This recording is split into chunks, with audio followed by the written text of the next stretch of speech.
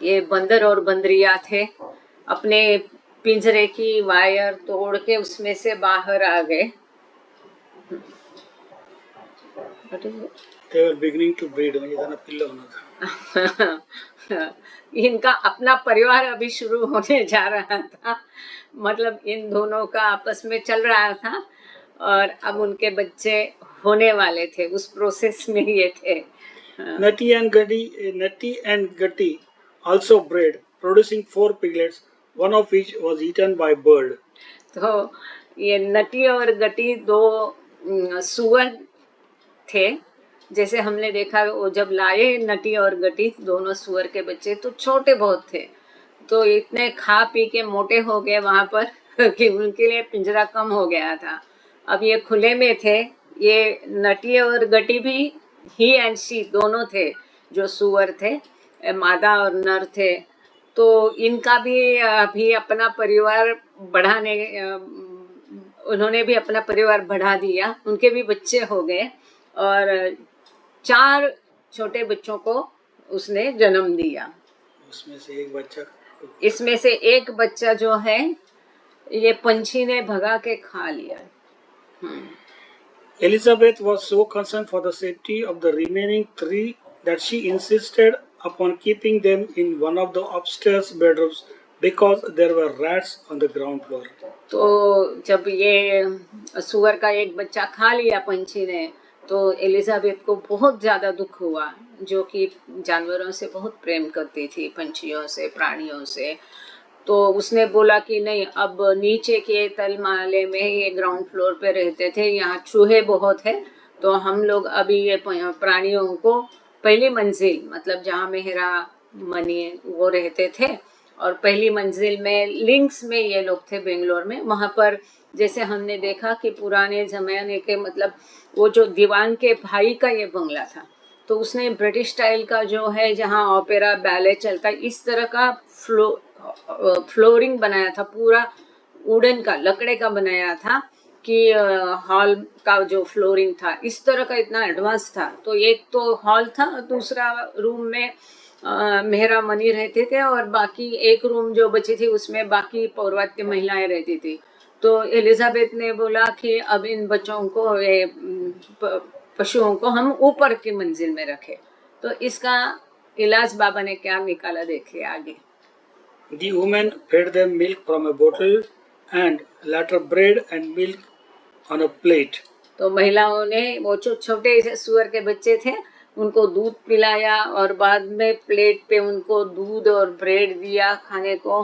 Eventually, however, Baba's Muslim landlord, the Diwan's brother, saw the pigs and complained. So Baba gave them to some local lovers as pets, but only after securing a promise that they would be allowed to live out their natural lives. तो हुआ यूं कि जैसे हम देखते कि मुस्लिम धर्म में सुअर को पूजनीय मानते हैं, वो लोग नहीं मानते हैं। मानते हैं ना, नहीं मानते सुअर को, तो ये नहीं करते। तो एनीवे, तो वो जो दीवान का भाई था, ये लोग मुस्लिम थे। जब उन्होंने देखा कि यहाँ सुअर भी पाले जा रहे, 6 सुअर हो गए ना, मतलब 3 और 2 5 हो गए उसके बच्चे, और वो 2 नटी और गटी। तो जो दीवान के भाई का ये बंगला था, तो उसने देखा कि यहाँ सुअर है, तो उसने हरकत ली, ऑब्जेक्शन लिया और बाबा को बोला कि यहाँ सुअर रखने के लिए मैं अनुमति नहीं देता हूँ।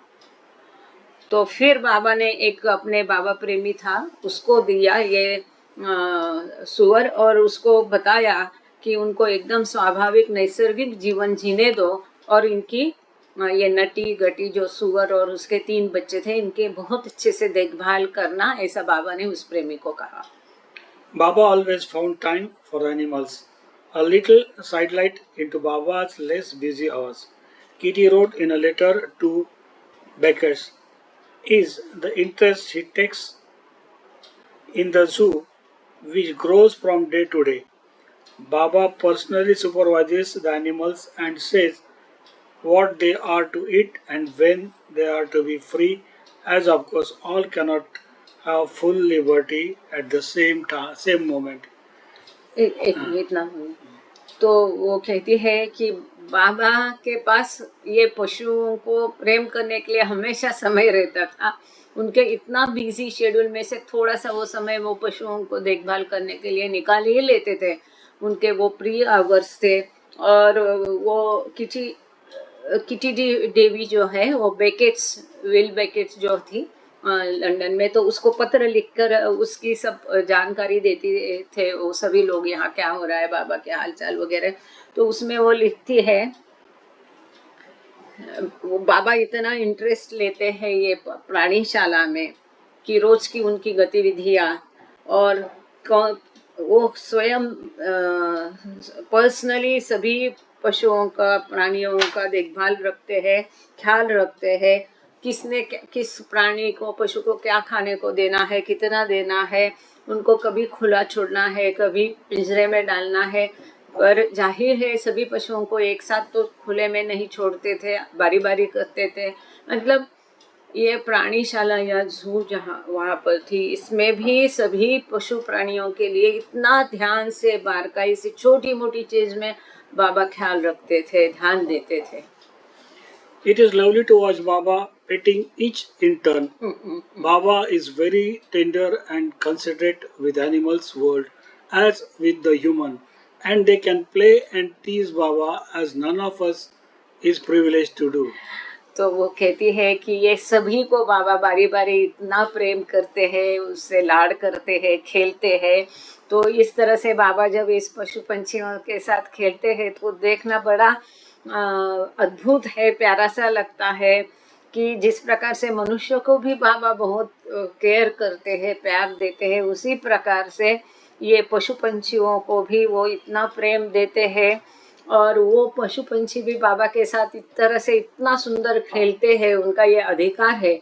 इतना समय और व्यक्तिगत ध्यान बाबा का उनको मिलता है कि इतना तो एक मंडली जन को भी नहीं मिलता है। अब आगे एक महत्वपूर्ण चैप्टर है, नॉनी बाबाज लवर। नॉनी गेली ये राणो गेली की माता थी और पहले नॉनी आई बाबा के संपर्क में। फिर उसने आग्रह किया और राणो को बताया कि तुम एक बार मिलके तो देखो। ये लंबी कहानी है, फिलहाल उस कहानी को हम देखेंगे नहीं। लेकिन ये नॉनी गेली जो थी, राणो गेली की माता, ये बाबा की बहुत बड़ी भक्त थी, अच्छी प्रेमी थी। तो यहाँ उसके बारे में दिया है, वो गुजर जाती है लेकिन बाबा किस तरह से उसका ख्याल करते हैं। वो कितनी बड़ी बाबा की प्रेमी थी, इतनी उसकी उम्र ढल गई थी, बीमार रहती थी, फिर भी कैसे कैसे कहाँ इन लोगों ने यात्रा की। तो वो भी इतनी मुश्किलों में भरी यात्रा, उसमें वो भी सम्मिलित थी। तो जैसे पिछले बार हमने देखा कि बाबा उसके खास ख्याल रखते थे, बिस्तर एक एडिशनल उसके लिए रखा था। तो बाबा की माता जब आई या कोई आया तो नॉनी गेली जब आई और बाबा को कहने लगी कि बाबा एक एडिशनल बेड की ज़रूरत पड़ेगी, तो बाबा ने हिंट दे कि उसकी ज़रूरत नहीं होगी। तो ये नॉनी गेली के बारे में यहाँ हम पढ़ने जा रहे हैं। Nani, Baba's lover. One of the most extraordinary occurrences during Baba's sojourn in Bangalore was the death of Nani Geli, who at the age of 64 was the eldest of the women accompanying Baba. Although तो यहाँ जब बाबा की यात्रा बेंगलोर में चल रही थी, इसमें सबसे महत्वपूर्ण असाधारण एक घटना हुई और वो है कि नॉनी जो है, जो कि बाबा के साथ जितने भी महिलाएं थी इनमें सबसे उम्र में बड़ी थी। उसकी उम्र 64 थी और उसकी मृत्यु हो गई इस यात्रा के दौरान। although Nani had been feeling poorly for a month, none of the women suspected that anything was amiss, so her decline felt sudden and unexpected. हालांकि नॉनी की तबीयत खराब ही रहती थी आए दिन, लेकिन फिर भी वैसे वो ठीक ठाक थी और अभी 1 महीने से ज़्यादा ही तकलीफ उसको थी। लेकिन किसी भी महिला को ऐसा लगा भी नहीं कि इतना अचानक उसकी इस प्रकार से मृत्यु होगी। ऐसा मतलब इतनी भी खराब नहीं थी कि 64 की उम्र कोई समझते नहीं है कि गुजरने की उम्र, और इतनी भी खराब नहीं थी, हालांकि उसकी तबीयत ठीक नहीं थी, लेकिन इस प्रकार से वो गुजर जाएगी ऐसा किसी को नहीं लगा। इसलिए जब उसकी मृत्यु हो गई तो वो एकदम अचानक और सबके लिए अनएक्सपेक्टेड थी, मतलब इसका कोई ऐसा सोचा नहीं था। Nani suffered from arteriosclerosis, hardening, बहुत hardening of the arteries, and she had been growing increasingly weak since the beginning of the tour. तो इसको नॉनी को ये आर्टेरियोस्क्लेरोसिस नाम की कोई बीमारी थी, जिसमें कि जो आर्टरीज रहती है, नसें बोलते ना उसको, ये एकदम कड़क हो जाती है, मतलब तो वो हार्डनिंग ऑफ द आर्टरीज उसमें होता है। तो वो बाबा के साथ जब से उसकी यात्रा थी तो तभी से वो दिन ब दिन एकदम वीक और दुबली होते जा रही थी। No one but Baba understood just how seriously ill she was. Early in the second week of October, he asked Rano how she would feel if she lost her mother. तो Though किसी को भी अंदाजा नहीं था, लेकिन बाबा को पता था कि कितना गंभीर बीमारी से वो गुजर रही है और उसकी उम्र लाइफ अब कम है, और कितना तकलीफ का सामना वो करती है, इसका अंदाजा केवल बाबा को था। तो अक्टूबर के दूसरे सप्ताह में अचानक एक दिन बाबा ने राणो गेली से पूछा, यदि तुम्हारी माता, if you lost your mother, यदि तुम्हारी माता नहीं रहेगी तो तुमको कैसा लगेगा? क्यों? क्योंकि राणो गेली और नॉनी का आपसी जो दोनों का जो टाइप था, या उनके जो रिश्ता या बंधन था, वो बहुत ही मजबूत, बहुत प्रेम का, बहुत ही अटैच थे। ये माँ और बेटी एक दूसरे को सब बातें करना, ये करना, बहुत ही ज्यादा उनका रिश्ता गहरा था, माँ बेटी होने के बावजूद। through her tears, she replied, "Whatever you decide, Baba." तो वो रोने लगे, और रोते उसको समझ में आया इतना ही, तो उसने रोते रोते बाबा से क्या कहा कि बाबा आप जो भी निर्णय लेंगे। ऐसा नहीं कहा, नहीं बाबा ऐसा कैसा हो सकता है, आप ईश्वर हो, भगवान हो, आप मेरी माता को बचाओ, ये सब नहीं कहा। जब बाबा ने पूछा जब तुम्हारी माता नहीं रहेगी तो तुम्हें कैसा लगेगा, तो अपनी बहती हुई आंसुओं के बीच में राणो ने कहा, बाबा जो भी आप निर्णय लेंगे। देखो, At about the same time, Norina approached Baba to tell him that they still required one more bed in addition to those that had been brought from Mehrabad in order to accommodate new arrivals to the ashram. He told her it would not be needed. तो ये जब बाबा और राणो गेली की बात चल रही थी, उसी बीच में नोरिना मैचवेली वहाँ पर अचानक आ गई और उसने कहा कि बाबा अभी आश्रम में और भी महिलाएं आई जिसमें उम्र में ज़्यादा और ऐसी बूढ़ी महिलाएं भी है, तो हमें और एक बेड की ज़रूरत पड़ेगी और एक बेड मंगाना पड़ेगा क्योंकि नए लोग आश्रम में आए हैं। और तो फिर बाबा ने उसे कहा अब उसके एडिशनल बेड की ज़रूरत नहीं पड़ेगी, मतलब ही इज ऑल नोइंग ना, उनको सब पता है, तो कभी कभी हिंट बाबा देते थे।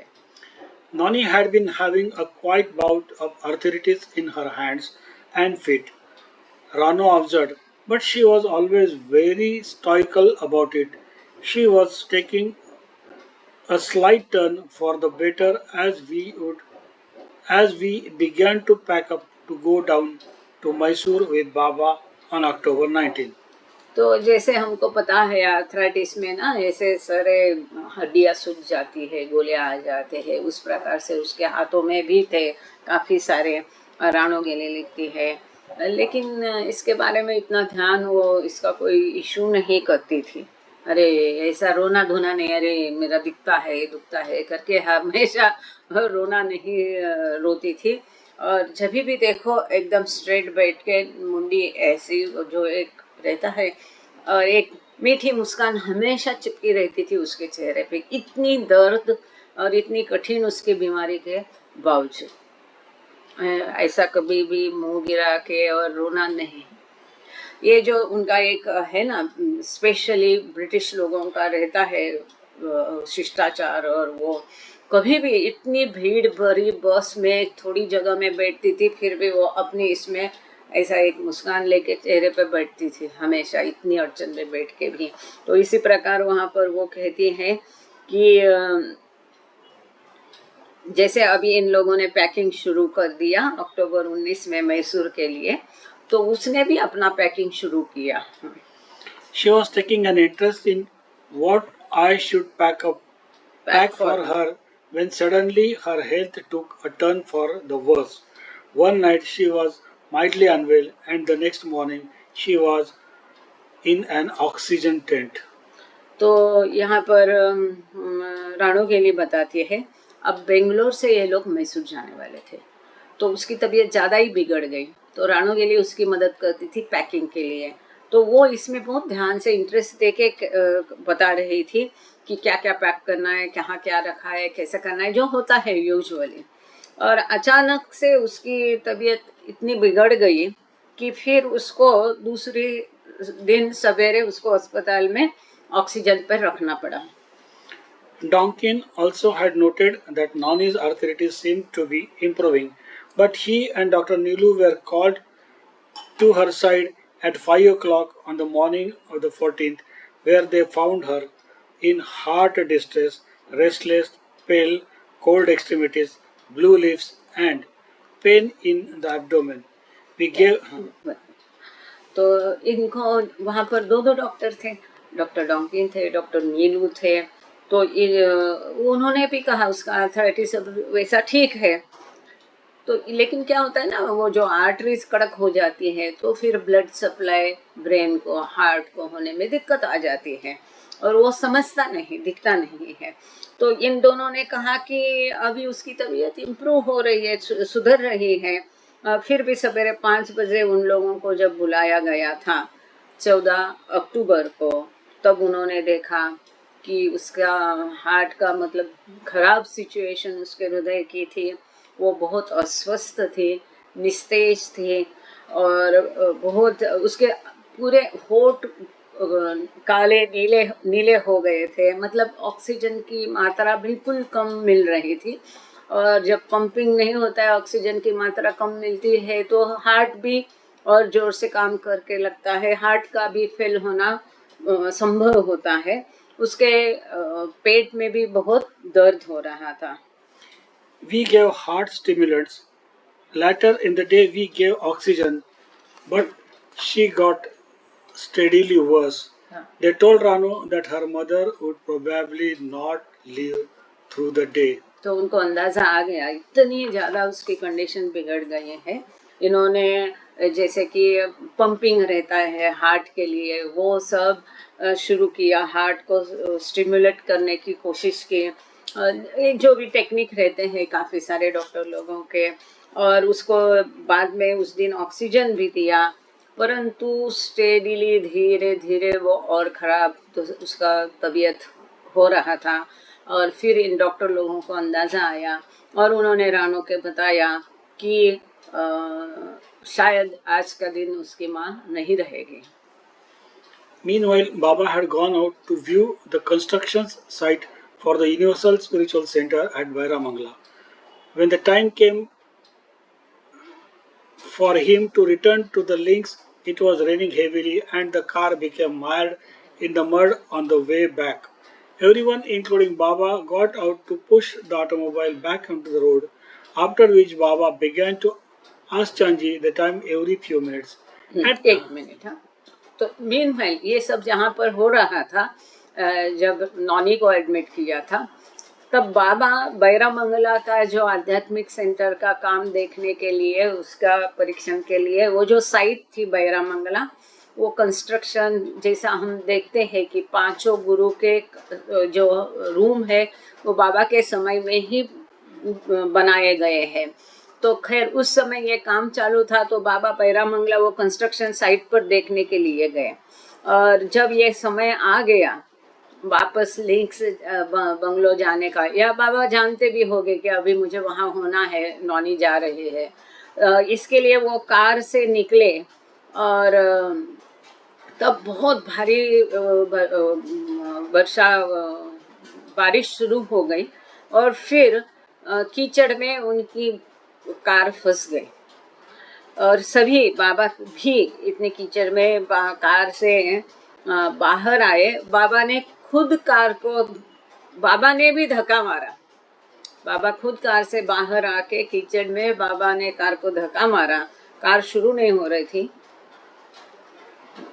और बाबा फिर ये हर 1-2 मिनट में चांद जी से समय पूछते रहे, क्योंकि उनको पता था यहाँ नॉनी अपनी आखिरी सांसें गिन रही। बाबा वहाँ कोशिश कर रहे हैं कि जल्द से जल्द लिंक्स बंगलो जहाँ पर ये लोग थे वापस आ जाए, लेकिन उनकी कार कीचड़ में फंस गई, और हर 1-2 मिनट में बाबा स्वयं चांद जी से समय पूछते थे। At 6:40 p.m., Baba gestured that Nani had died, but Nani was still alive. And when Baba entered the links, Tonkin and Nilu hurried to tell him how she was.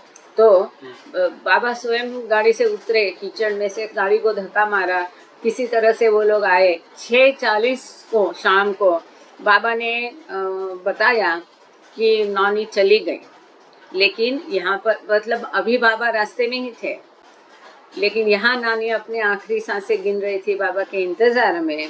और जब भी बाबा आए वहाँ पर लिंक्स में, बाबा ने एंट्री ले ली, तभी डॉक्टर डॉन्किन और नीलू तुरंत आए और उन्होंने बाबा को बताया कि उसकी कंडीशन कैसी है।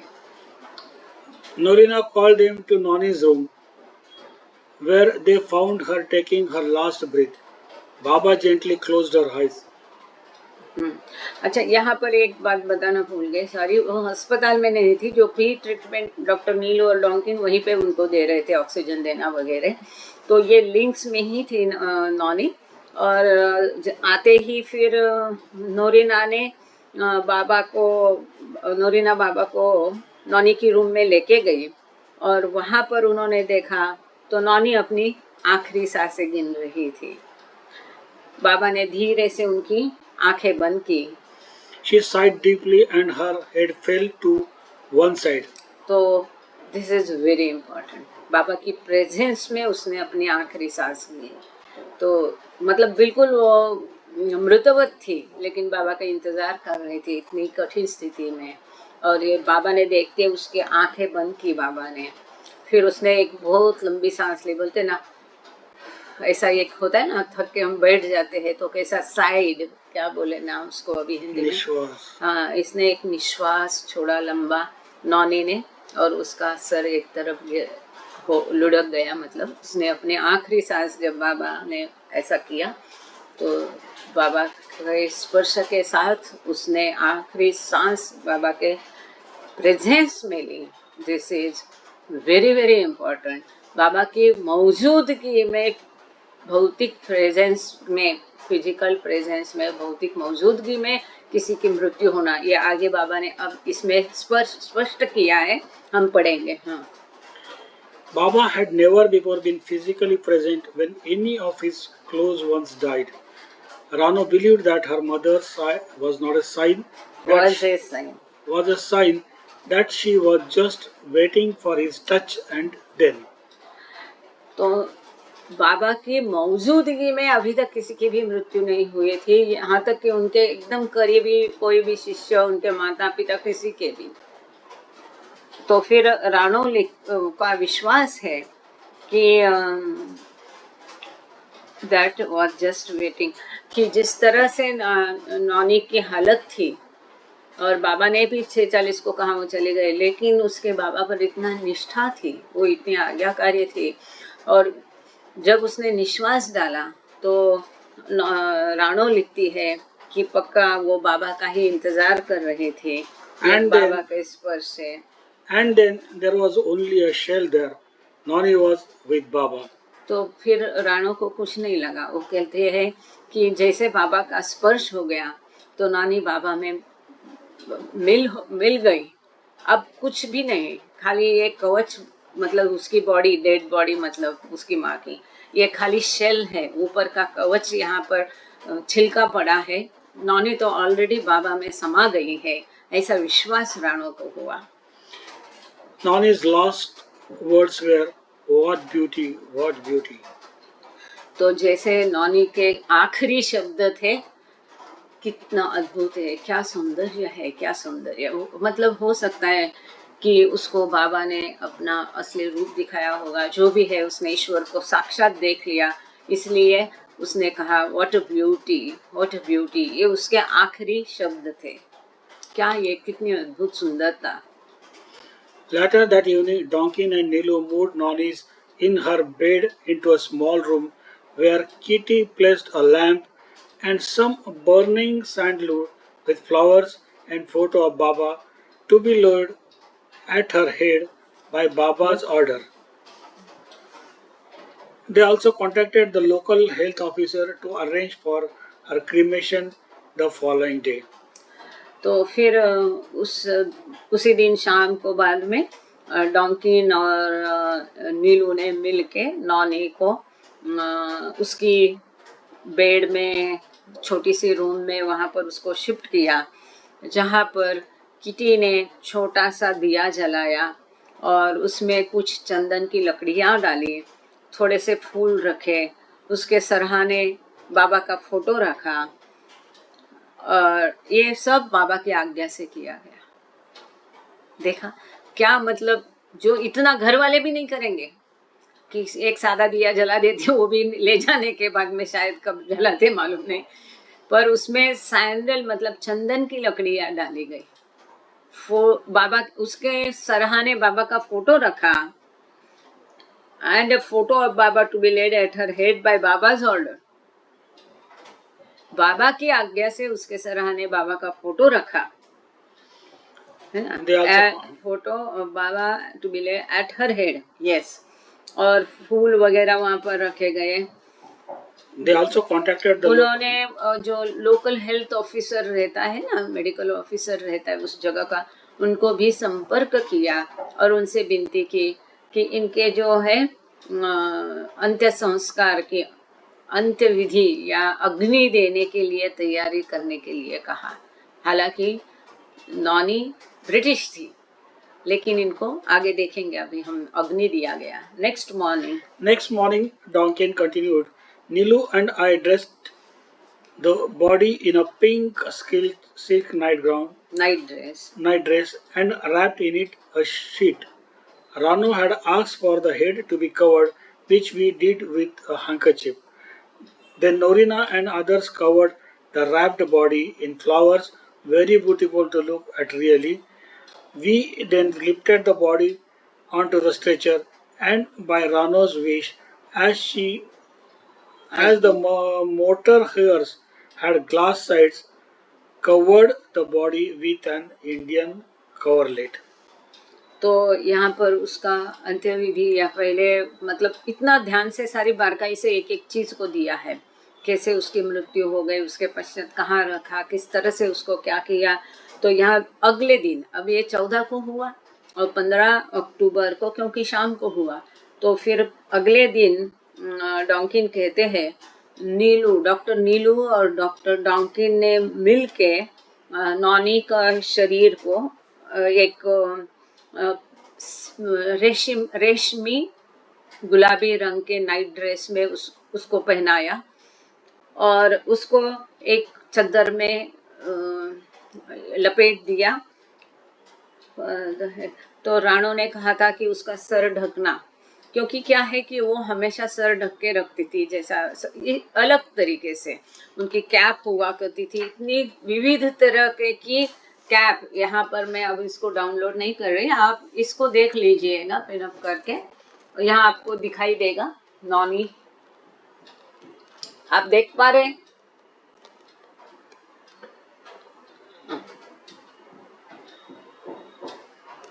अगर कोई व्यस्त है तो 2 मिनट के लिए मैं पकड़ती हूँ, नॉट 2 मिनट, थोड़ी देर के लिए पकड़ती हूँ, तो आप देख लीजिएगा।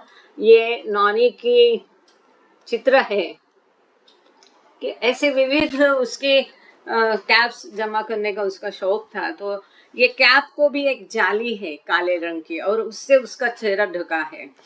तो राणो ने कहा कि उसका सर ढकना, तो उसके सर को भी उन्होंने हैंकरचीफ बांधा। कहाँ पर दिया वो, सॉरी, हाँ, wrapped the body in flowers, which we did with the handkerchief. Then Norina and others covered the, और फिर नोरिना मैचबेली और बाकी महिलाओं ने उनकी मृत शरीर को फूलों से पूरा सजाया, पूरा बॉडी को फूलों से कवर किया। वो सेहरा रहता है ना, उससे शायद बांध के, और बहुत ही इतना सुंदर तरीके से उसको देख के बहुत अच्छा लग रहा था। उन्होंने कहा कि very beautiful to look at really, इतना सुंदर उसको गुलाबी रंग का ये पहनाया, नाइट ड्रेस पहनाया, और इन लोगों ने फूलों से पूरी उसकी शरीर को कवर किया। उसके बाद में वो कहते हैं डोंकियन कि फिर उसको हमने उठा के स्ट्रेचर पर रख दिया, और जैसे कि राणो की इच्छा थी, ये क्या लिखा है, motor has had a glass side covered the body with as the motor AC was glass side covered.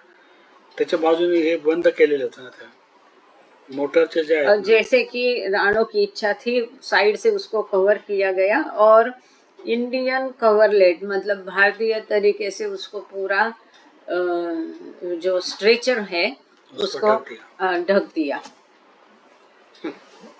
We then rode to cremation ground about 4 miles on the Mysore road in the country with hills all around, very beautiful.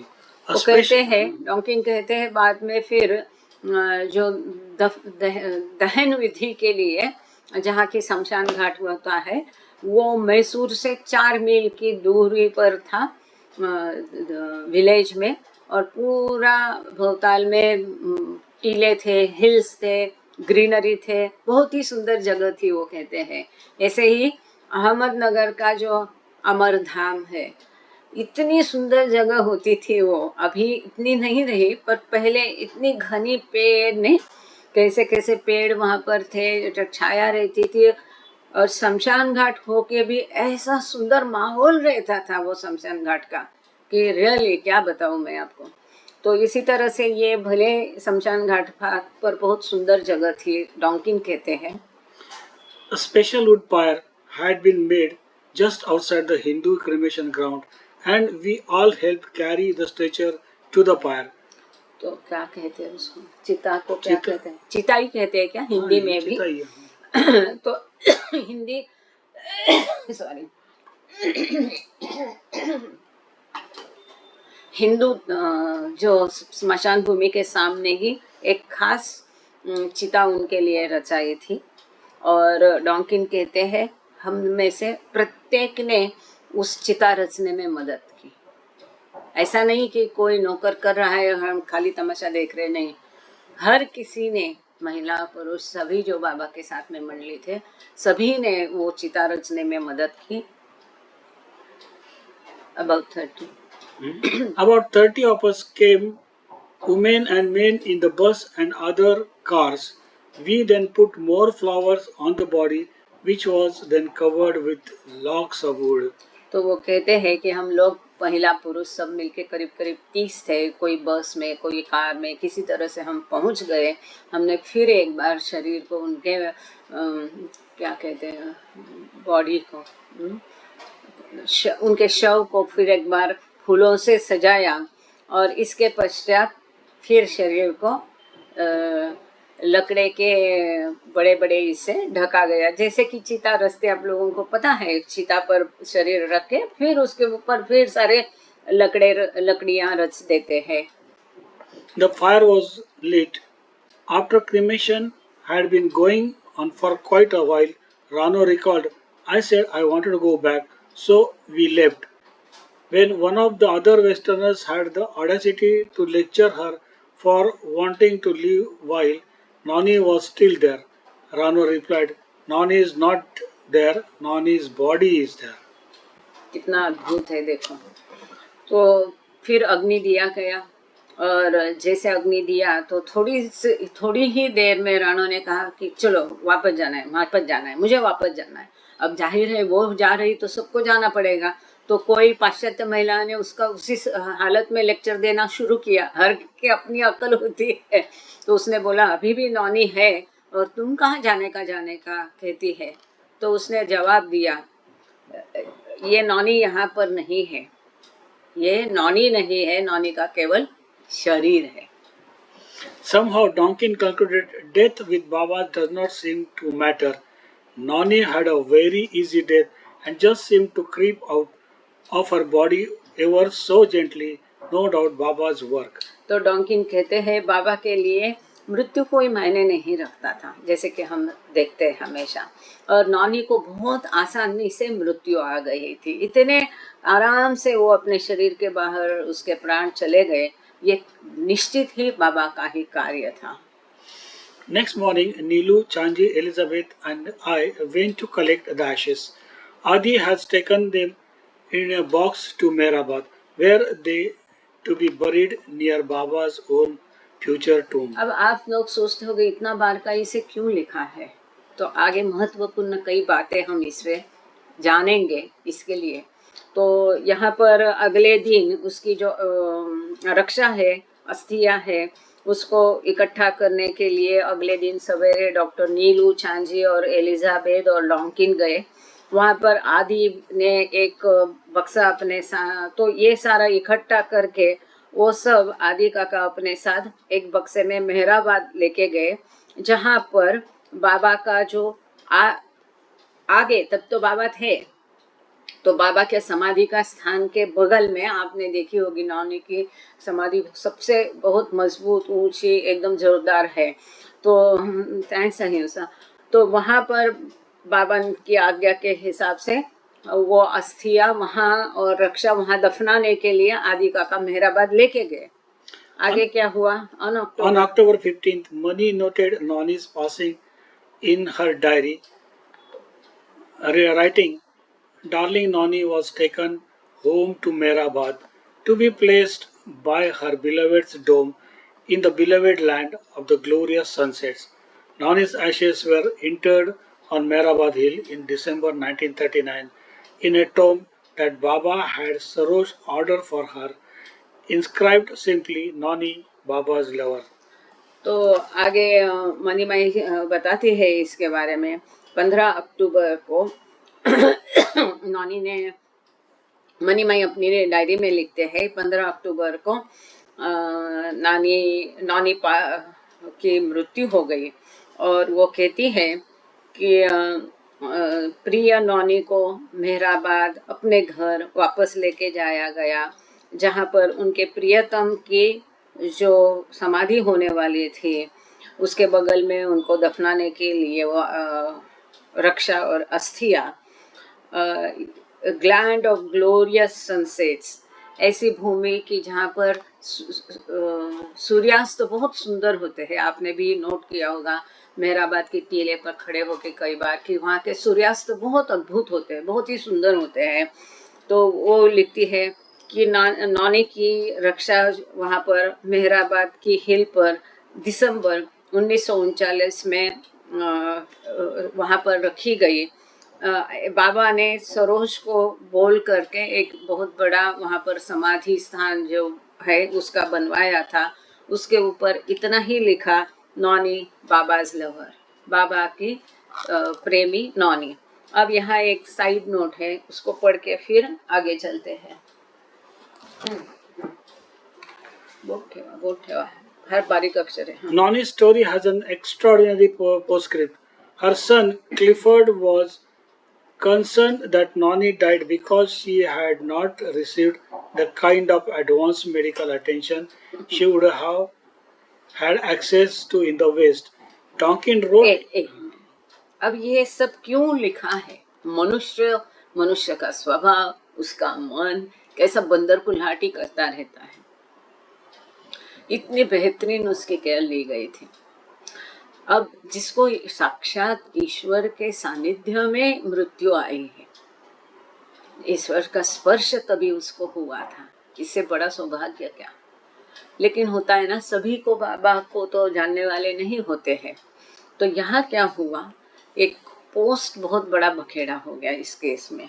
जैसे Noni का बेटा था, वह एक असाधारण चीज यहाँ पर, असाधारण इसलिए आप सुनेंगे तो पता चलेगा, क्लिफोर्ड नाम का उसका बेटा था। और उसका ये कहना था, वो हमेशा से ही उसको, वो नहीं चाहता था कि नॉनी राणो वहाँ पर बाबा के साथ जाए, लेकिन वो उन्होंने केवल गए भी नहीं, बाबा को काफ़ी मदद की है। नॉनी ने अपनी पूरी संपत्ति दी ताकि वो आश्रम, मेहराश्रम वगैरह बन पाए। आगे आएगा उसका उल्लेख। तो जो क्लिफर्ड जो बेटा है नॉनी का, उसने ये आरोप लगाया कि नॉनी की मृत्यु इसलिए हो गई क्योंकि नॉनी की वहां पर अच्छी देखभाल नहीं की गई, ऐसा उसका कहना था। अच्छा, इतना कह के वो रुका नहीं, आगे सुनिए। आ गए। Donkin wrote to him explaining that he and Dr. Nilu had done everything possible to see to her care and comfort, but Clifford was not satisfied and demanded that Noni's ashes be brought to America. तो उसका ये कहना था, उसको जिस तरह से medical facility उपलब्ध करानी है, वहाँ तुमने कुछ भी उसको ध्यान नहीं दिया, मेडिकल फैसिलिटी दी नहीं। तो डॉक्टर डॉन्किन ने उसको समझाने की बहुत कोशिश की कि मैं और, मतलब डॉन्किन तो वहाँ से, brats is a very popular college, जैसे कि अभी हम पढ़ रहे हैं स्लेव ऑफ लव में, जो डॉक्टर डॉन्किन की डॉक्टरी की शिक्षा ब्रिटेन में बहुत प्रसिद्ध, पॉपुलर जिसको कहते हैं, वो मेडिकल कॉलेज में, ब्रैट्स में उनकी शिक्षा हुई थी। तो डॉन्किन ने उनको समझाया कि मैं स्वयं और डॉक्टर नीलू, हम दोनों भी उसकी देखभाल करते थे और इसकी देखभाल में कोई कमी नहीं थी, लेकिन क्लिफर्ड ने माना नहीं और उसने मांग की कि राणो की जो वहाँ पर रक्षा तुमने रखी है वो मुझे वहाँ नहीं रखनी है, मुझे उसको वापस अमेरिका लाना है।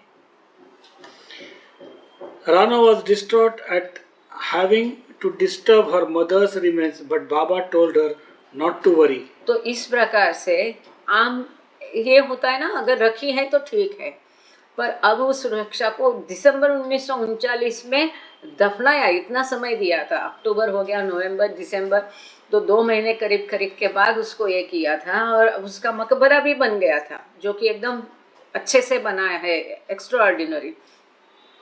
उसके बेटे ने मांग की कि नहीं, वहां से खुदाई करके हमको ये रक्षा तुम वापस दे दो, हम अमेरिका में उसको दफनाएंगे। इससे राणो गेली बहुत व्यथित हो गई कि ऐसी दफनाई गई को खोल करके उससे रक्षा निकालना ठीक नहीं समझा जाता, तो वो बहुत डिस्टर्ब थे।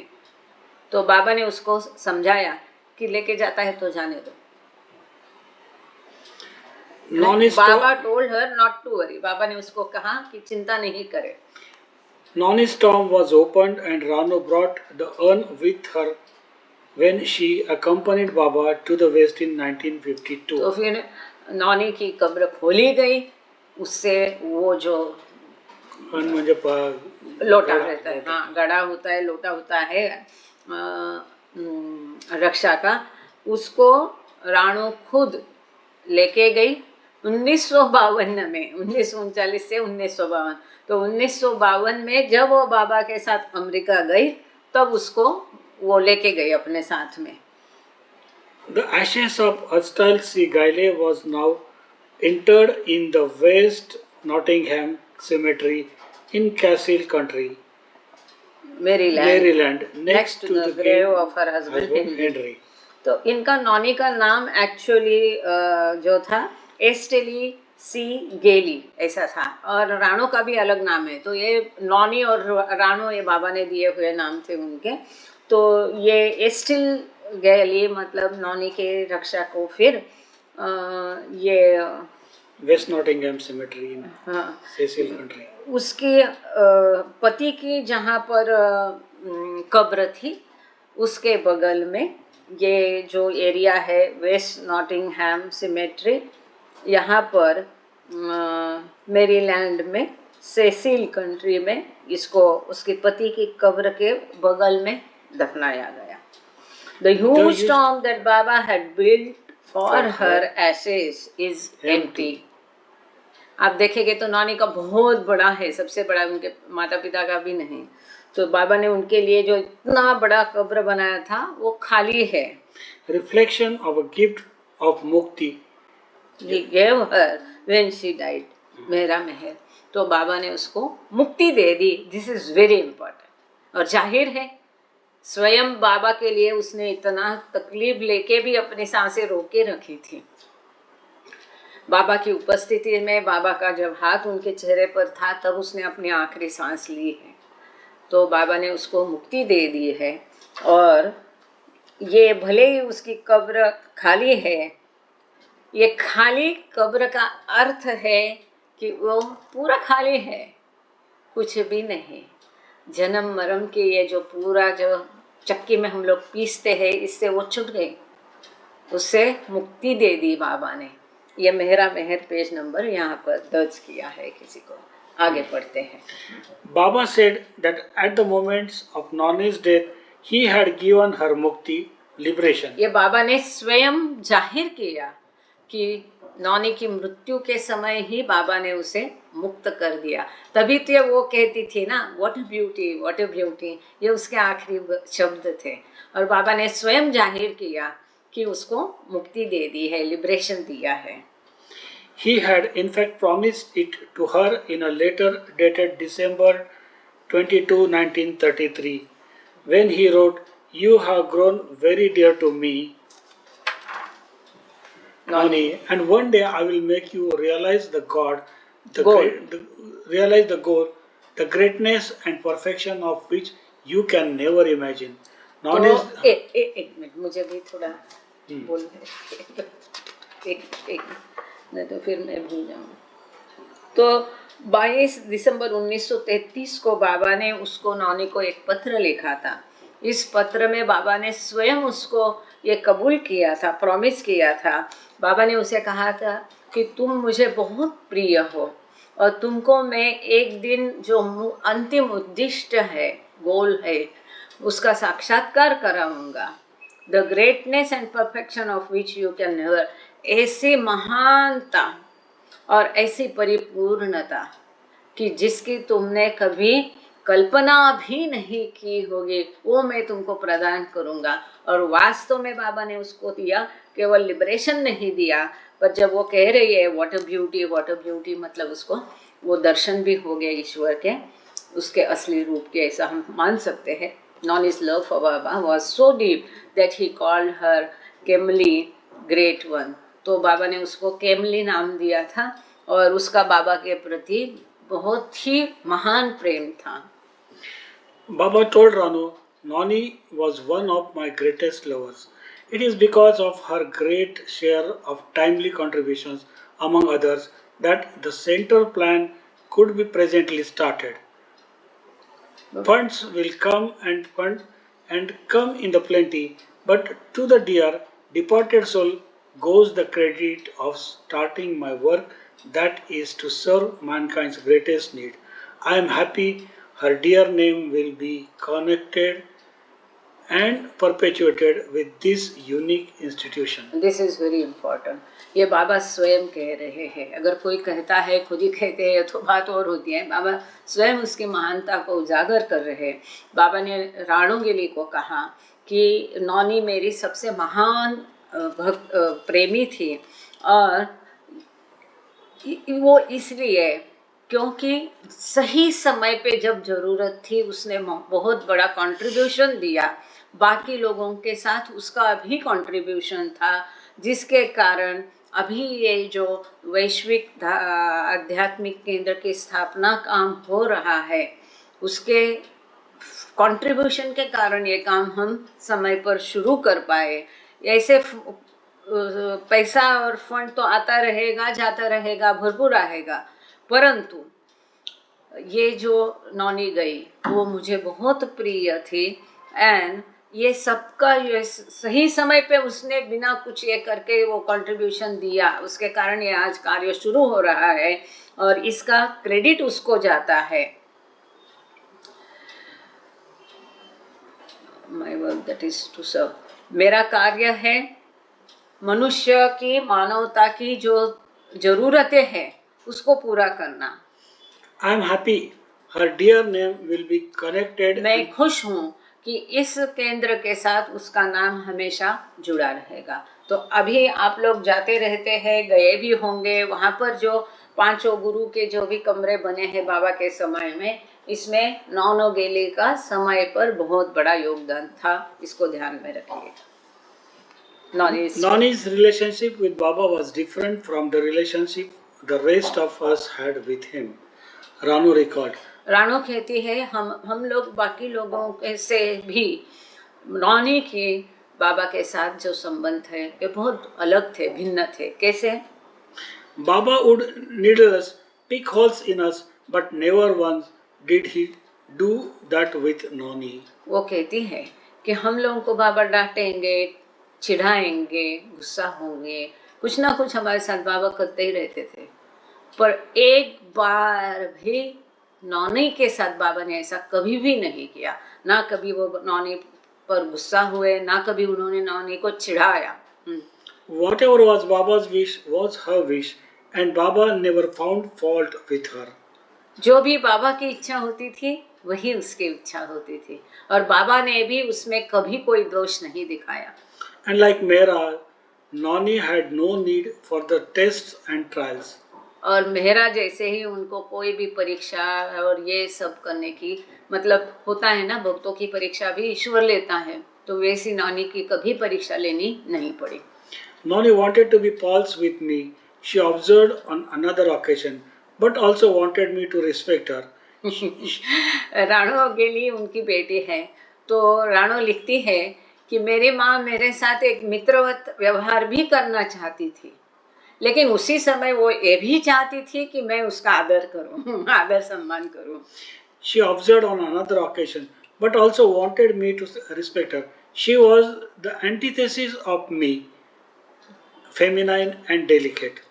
तो एकदम जो कहते हैं ना, उसे क्या कहते हैं, श्री सुलभ सारा उसका व्यवहार था, बहुत नाजुक और एकदम तरीके से, ऐसा ये नहीं था। हाँ, माझा एकदम बहुत, मतलब राणो कैसी थी, टॉम बॉय टाइप है। राणो हमेशा टॉम बॉय टाइप थी, और इसके विरुद्ध उसकी माता बहुत एक नाजुक, लचीली, एकदम महिलाओं का जो रहता है उस प्रकार से उसका चलना, बोलना, सारा व्यवहार होता था। Her relationship with Baba was always separate from the rest of us. Baba never tested or teased her, perhaps because of her past births or her short connection with Baba in this life, 1 week shy of 5 years. हाँ, तो वो कहती है कि उसका बाबा के साथ जो संबंध था, हम बाकी सबसे बहुत अलग था। बाबा कभी उसको चिढ़ाए, बाबा ने उसे कभी चिढ़ाया नहीं, कभी उसकी परीक्षा बाबा ने ली नहीं। बाकी लोगों को जैसे ऐसे ऐसे काम बताते या कुछ तो कहते थे कि जहाँ पर उनकी इम्तिहान होती है, लेकिन वैसे कभी उन्होंने नानी की इम्तिहान नहीं ली। तो राणो कहती है ये हो सकता है इसका कारण उसके पिछले जन्म का होगा कोई कनेक्शन, या तो अब इस जन्म में, चूँकि बाबा के साथ वो बहुत कम समय रहने वाली थी, ये बाबा जानते होंगे, और केवल 5 साल के लिए 1 हफ्ता कम, करीब 5 साल, हफ्ता कम, 5 साल के लिए ही उसका बाबा के साथ इस जन्म में संबंध था। तो इतना कम अवधि रहने वाली वो थी, ये बाबा को पता होगा, इसलिए शायद बाबा ने कभी उसको चिढ़ाया नहीं, कोई इसकी इम्तिहान लिए नहीं। बाबा always handled her as something fragile that might break, but Baba's wish was her pleasure. हमेशा बाबा ने उनको इस तरह से रखा, बहुत डेलिकेटली, भाई कि कहीं रफली हैंडल करे तो टूट ना जाए, इस तरह से। लेकिन बाबा की खुशी ही उसकी खुशी थी, जो परफेक्शन ऐसा ही होना है, प्रियतम की मर्जी वही मेरी मर्जी, उसकी खुशी वही मेरी खुशी, इस तरह के नौनी थी। Chanji's column in November 1939, Meher Baba's journal, included a stirring obituary. तो एक श्रद्धांजलि के रूप में नवंबर 1939 में मेहर बाबा जर्नल में चांदजी ने एक लेख लिखा नौनी के लिए। वो कहते हैं, यहाँ पर दिया है सार उसका। Widow of a distinguished American lawyer, Noni Gailey was a model of American manners, integrity, courtesy, and exactitude. Though over 60 when she joined the master first and very delicate of constitution, she had an amazing endurance and loved to work untiringly on her machine, typing all the private and important discourses and explanation of master, which she also took special care to note down. कितना महत्वपूर्ण कार्य में उसका योगदान है। Discourses type करने में, लिखने में नॉनी गेले का महत्वपूर्ण कार्य है। यहाँ पर चांजी ने बहुत सुंदर, उनकी भाषा भी अच्छी रहती थी, भारी भक्कम उस भाषा में चांजी ने उनको श्रद्धांजलि अर्पण किया है। मेहर बाबा जर्नल में वो लिखते हैं कि अमेरिका के एक जाने माने वकील की वो पत्नी थी और वो पूरे अमेरिकन मैनर्स, इंटेग्रिटी में भरपूर थी और करीब करीब 60 साल के ऊपर उसकी उम्र थी जब वो बाबा को ज्वाइन हुई आश्रम में, और बहुत ही नाजुक उसका शरीर था। एंड उसके सामने मशीन होती थी, लव टू वर्क, और बिना थके काम करने की वो काम करती थी, उसको अच्छा लगता था। सभी पर्सनल, प्राइवेट और महत्वपूर्ण जो डिस्कोर्सेस है उसने टाइप किए हैं, और एक्सप्लेनेशन, स्पष्टीकरण जो बाबा देते थे वो भी वो नोट डाउन करती थी और उसका ध्यान रखती थी, और बिना थके ये टाइपराइटर पे टाइपिंग का काम करती थी। For one who had lived all her life in the civilized West and enjoyed all the modern amenities of life of well-to-do family for over half a century, the readiness with which she accepted the simplicity of life in an ashram and the masters entitled her to the dignity of true disciple, which she truly was. Truly was, तो बहुत सही है। देखो 60 साल, हम लोग तो 60 साल मतलब वाइंडिंग अप प्रोसेस कहते हैं। 60 साल की उम्र में हम ऐसा कोई अभियान लेने का सोच भी नहीं सकते हैं। पूरा जीवन उसने इतना लग्जरियस लाइफ, चैन का, अच्छा ऐशो आराम का जीवन वो आगे भी जी सकती थी, लेकिन पूरा जीवन ऐसा सिविलाइज्ड पाश्चात्य देश में और पूरा मॉडर्न जो अम्यूनिटीज़ है, सुख सुविधा को एंजॉय करने के पश्चात एक अच्छे परिवार से, ऐसा नहीं कि गरीब थी, पैसा नहीं, अच्छे परिवार से वो बिलोंग करती थी, पूरा जीवन उसने ऐसा बिताने के पश्चात बाबा के आश्रम में आके एक सादा जीवन जीना, वो भी ऐसे उसके सारे मेडिकल हिस्ट्री के साथ, ये रियली असंभव था, नेक्स्ट टू इम्पॉसिबल। हम अगर सोचे क्या हम ऐसा धाड़स कर सकते हैं? 60 साल की उम्र में ये सब ऐशो आराम, चैन छोड़ के उसने बाबा को ज्वाइन किया है। 60 साल की उसकी उम्र 60 साल थी जब उसने बाबा को ज्वाइन किया, मतलब बाबा के साथ रहने के लिए वो आश्रम में आई, बाबा को फॉलो करने लगी। और ऐसा ऐशो आराम जो वेस्ट का है, पाश्चात्य देशों का है, हमारा इधर का भी नहीं है, वो सब छोड़ के वो आश्रम में रहने के लिए आए और उसी डिग्निटी के साथ वो आश्रम में भी रहे। और ये सच्ची बाबा की भक्त थी।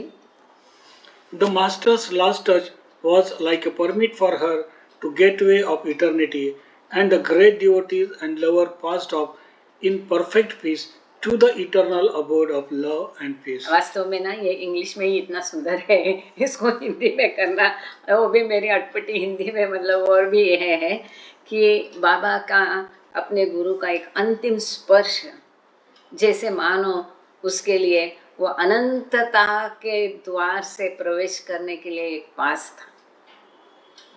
ये एक बहुत महान भक्त थी और बाबा की प्रेमी थी, जो इतनी महान भक्त और प्रेमी ऐसे ही परफेक्ट शांति से गुजर गई।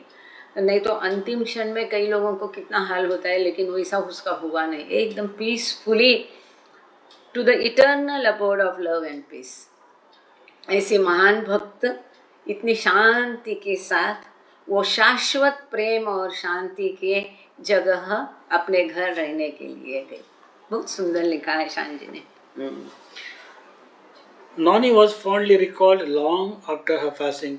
She wore dust coat on the blue bus tours and was like a princess in disguise, a real lady. Mehra reminiscent. तो मेहरा माई उसके बारे में कहती है कि उसके गुजर जाने के बाद भी नौनी को हमेशा वो याद करते थे। ब्लू बस में भी इतनी अड़चन में वो रहती थी, लेकिन उसका जो डस्ट कोट है वो पहने रखती थी। और इतनी जैसे कि एक प्रिंसेस बैठी है, राजकन्या ना बैठी है, एक अच्छी रियल लेडी, ऐसे वो बैठती थी। She sat with the dust coat and a silk scarf around her, जैसे कि हम अभी दिखाया आपको, को एक रेशमी उसका स्कार्फ होता था, वो हमेशा लपेटे रहती थी, डस्ट कोट सर पर डस्ट कोट पहनती थी, as if she were sitting in a Mercedes. वो बैठती थी ब्लू बस टूर में, वो ब्लू बस में इतनी अड़चन में, छोटी छोटी जगह, वो इतनी सी ब्लू बस, लेकिन उसके बैठने का रोब ऐसा था कि जैसे वो मर्सिडीज में बैठी हुई है, लुकिंग सो चिक and elegant, as if from Paris, wearing high heels and had the most charming smile. देखो मेहरा माई का ये ऑब्जर्वेशन, मेहरा माई के शब्द है, चिक म्हणजे सुंदर। सुंदर।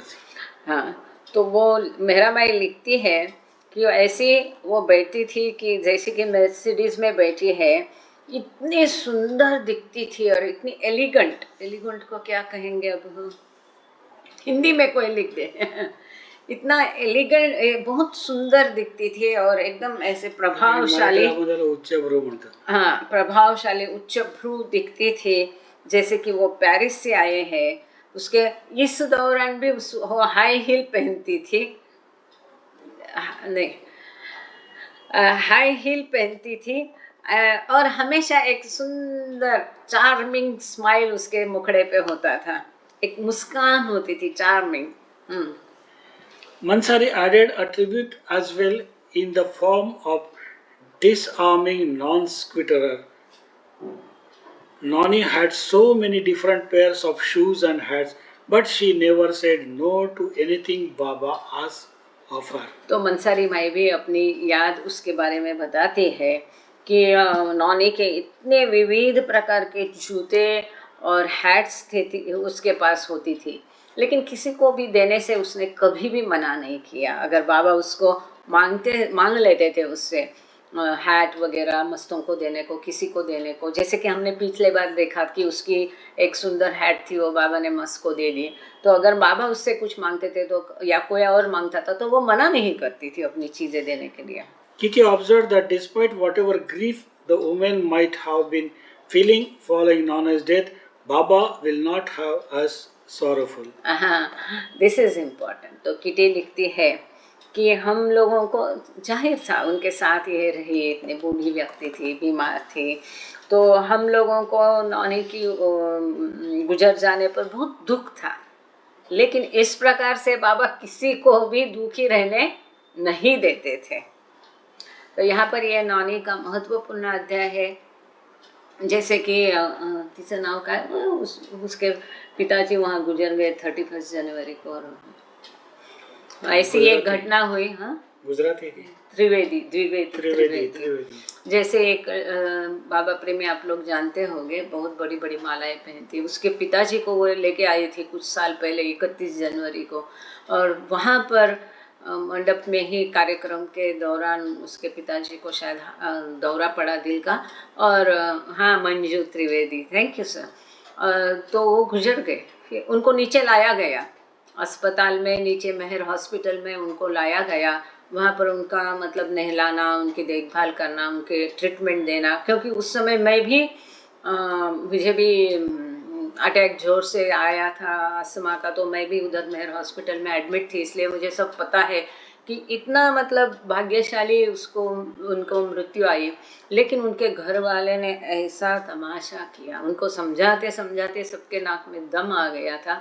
उस समय उनको मंजू मुझे ही फ़ोन देती थी उनसे बात करने के लिए, समझाने के लिए। रात को 12-1 तक बेचारी डॉक्टर आन बैठी रही, डॉक्टर जाल भी बैठे थे। खैर, तो ऐसा मुझे उसका याद आया कि जैसे इसके बेटे ने वहाँ से ऐसे खुदवा के अमेरिका लेके गया, तो ये परफेक्ट साइन है मुक्ति का कि उनकी कब्र भी खाली है। नौनी को केवल लिबरेशन, उनकी आत्मा को मुक्ति नहीं मिली तो उनकी कब्र भी खाली है, उसमें कुछ भी नहीं। एक तो ये अमेरिकन होके भी उसको जलाया गया, ये देखने की बात है, दफनाया नहीं। और उसकी रक्षा भी वो लेके गया, तो बाबा ने बोला लेकर ये तो लेके जाने दो, खाली कब्र है। ये परफेक्ट साइन है टोटल लिबरेशन का।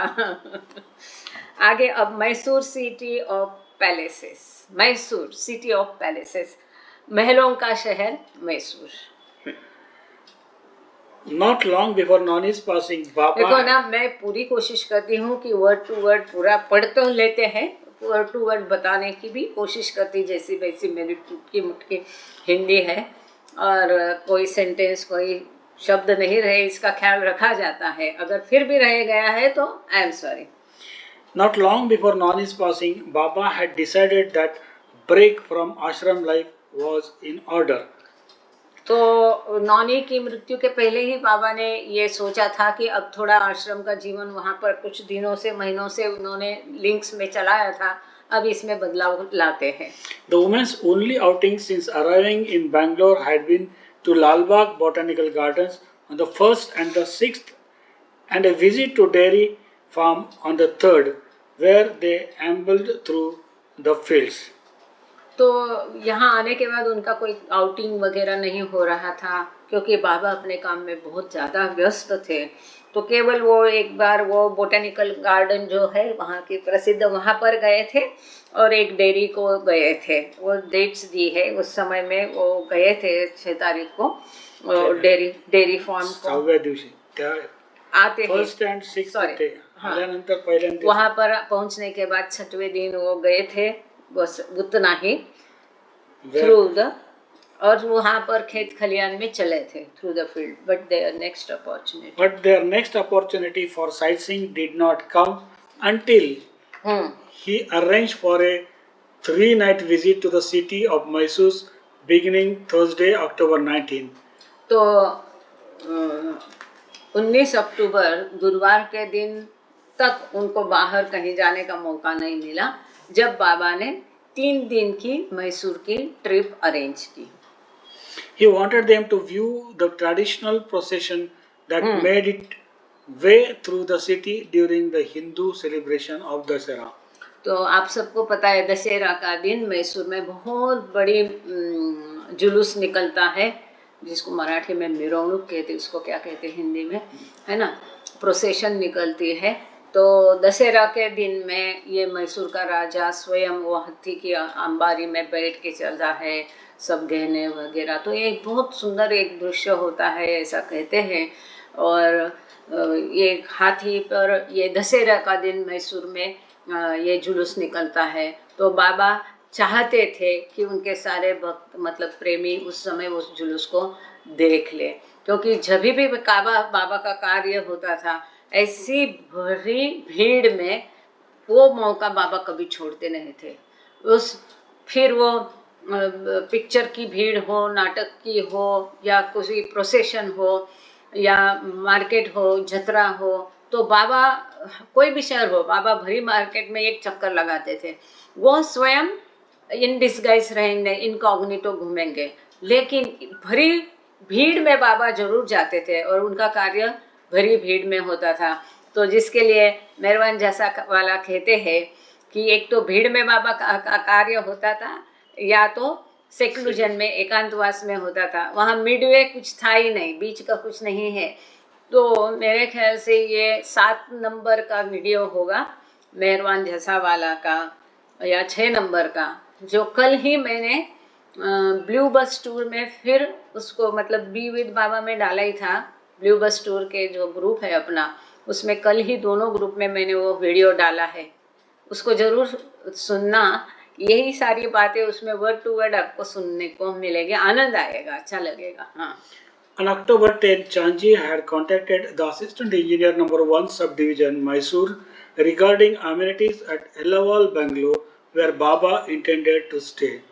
तो ये जो है हमने ढूंढने की कोशिश की, हम तो देखे नहीं, पर कोई है मैसूर वाला मैं आज मनी को बोलना रह गया कि इसको ज्वाइन करने को बोलना चाहिए था। एनीवे, तो ये मैसूर के पास में थोड़ी दूरी पर है एलावल बंगलो। अगर आप गूगल भी करते हैं तो आज भी आपको ये दिखाई देगा, हेरिटेज प्रॉपर्टी करके।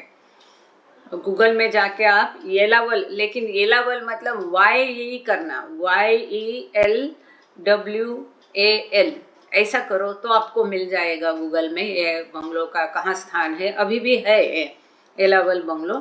तो चांद जी ने 10 अक्टूबर को ही यहाँ के जो assistant engineer number 1 sub division Mysore, इनको ये येलावल बंगलो में सारी सुविधा बाबा और उनके ग्रुप के ठहरने के लिए टेलीग्राम कर दिया था, कांटेक्ट किया था।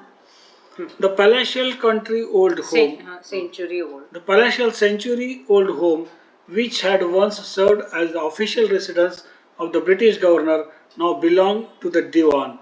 तो ये जाहिर है कि ब्रिटिश गवर्नर के लिए रहने का जगह वैसे ही एकदम पॉश, अच्छी, एकदम महल जैसी होगी।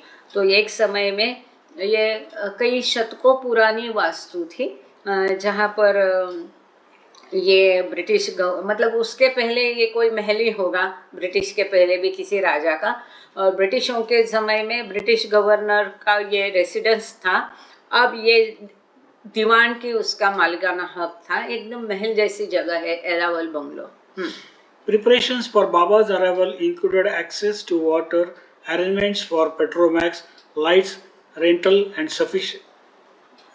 of sufficient cots for the large group, and cleaning in readiness for occupancy. On the 19th, Chanji also ordered catered meals for the from the Carlton Hotel to be delivered twice daily.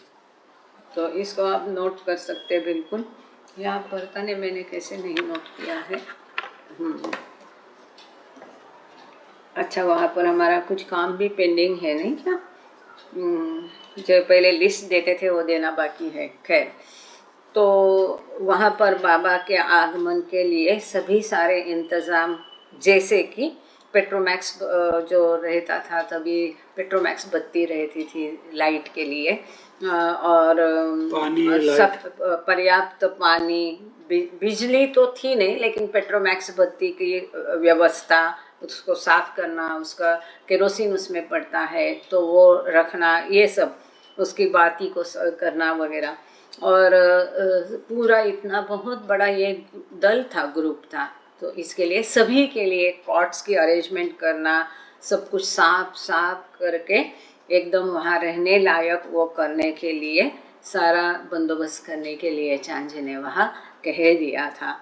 उन्होंने साथ ही सभी के खाने की व्यवस्था, वहाँ पास में Carlton करके होटल था, तो शायद अभी भी होगा, आप देख सकते हैं, CARLTON, कार्ल्टन होटल। वहाँ से सभी के लिए दिन में 2 बार सबके लिए खाना डिलीवर होगा वहाँ पर, ऐसी व्यवस्था भी चांद जी ने की थी। The Diwan ensured that Baba and his party were well accommodated.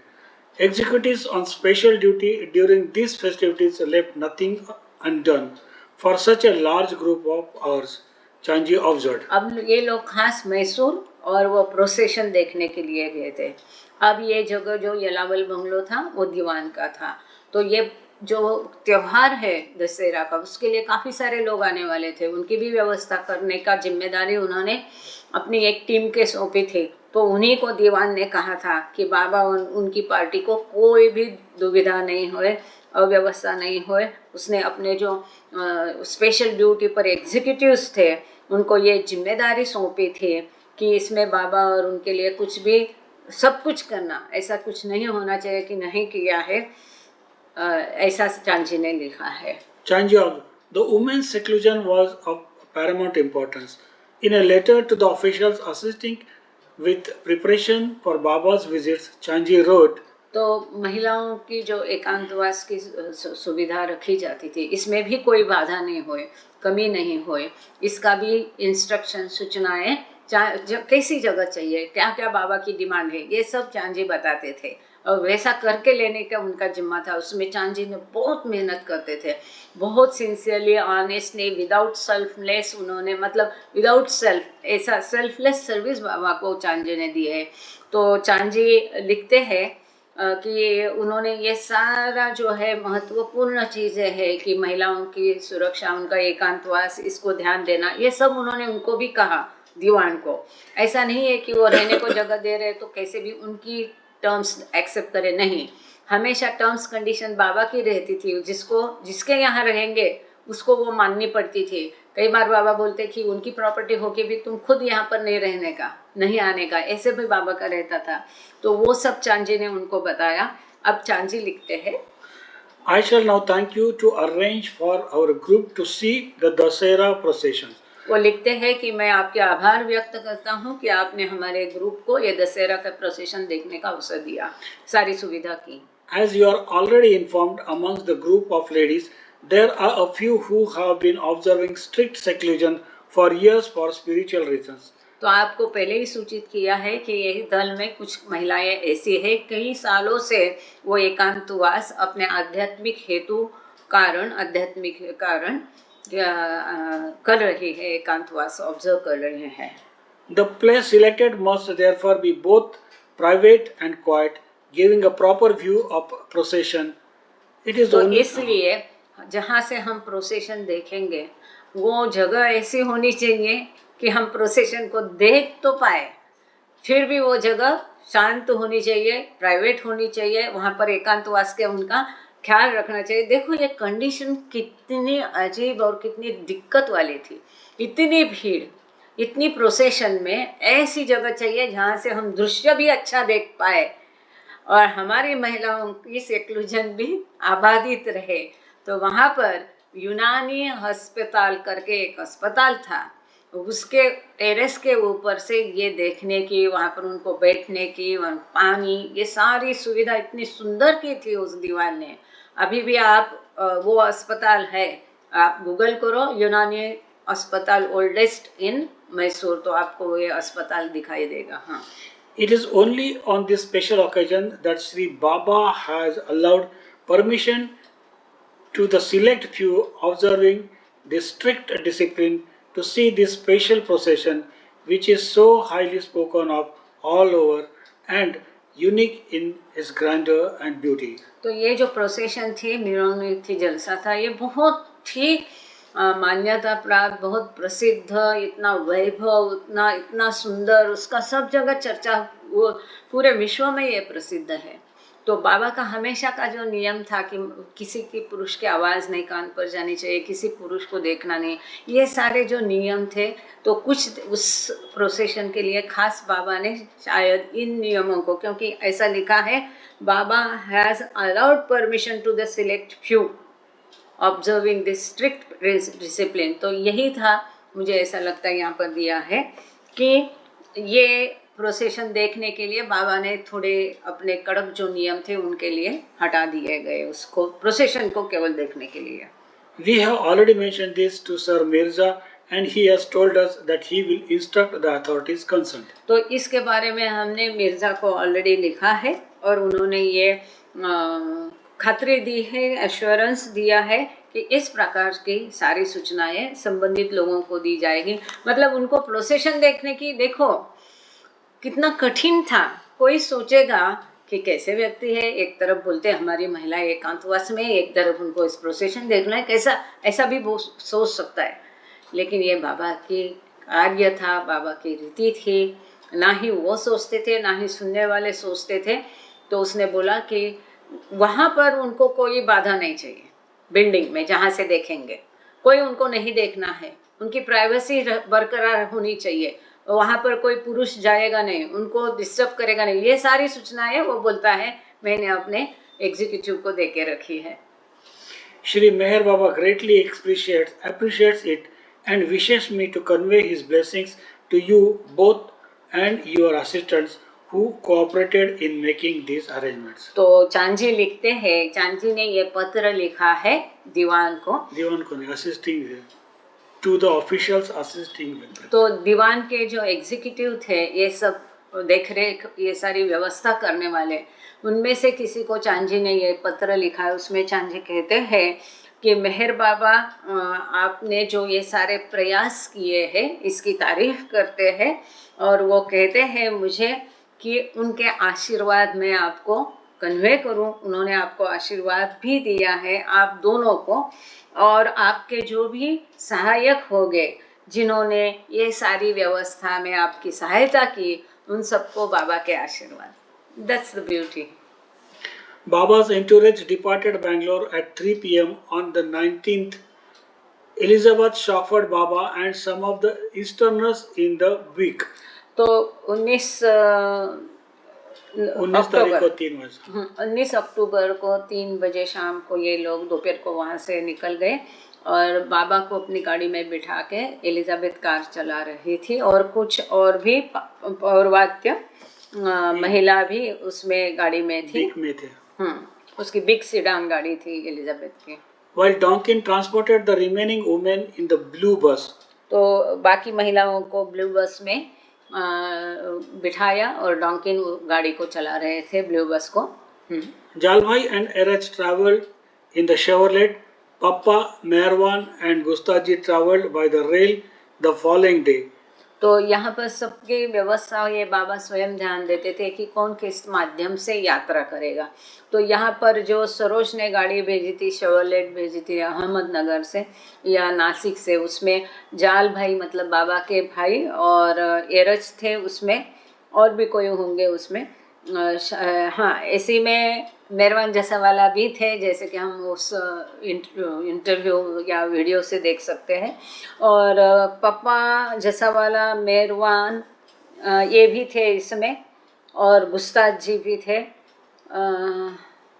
लेकिन यहाँ पर ऐसा लिखा है कि इन लोगों ने अगले दिन रेल से यात्रा की, और चांजी और पेंडू ऑलरेडी मैसूर में पहुंच गए थे सारी सुविधा करने के लिए, देखने के लिए सब, और बाबा के आने का इंतज़ार कर रहे थे।